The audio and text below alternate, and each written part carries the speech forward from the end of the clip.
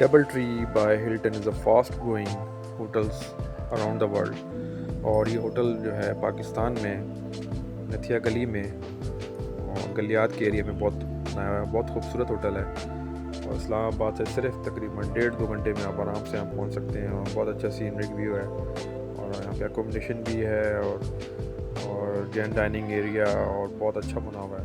बहुत अच्छे रूम्स भी हैं यहाँ पे, पार्किंग एरिया भी है यहाँ पे, ग्राउंड+3 पार्किंग एरिया है और वेकेशंस के लिए, स्टे के लिए बहुत ज़बरदस्त सीनरिक व्यू है यहाँ पे।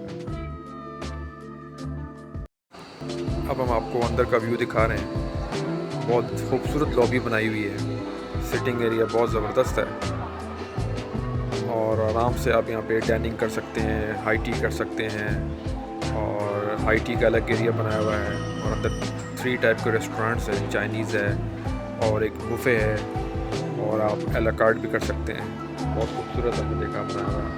अंदर आप स्टे भी कर सकते हैं, स्विमिंग पूल भी अवेलेबल है यहाँ पर, जिम एरिया भी बहुत अच्छा है, बच्चों का प्ले एरिया भी बहुत खूबसूरत है यहाँ पे।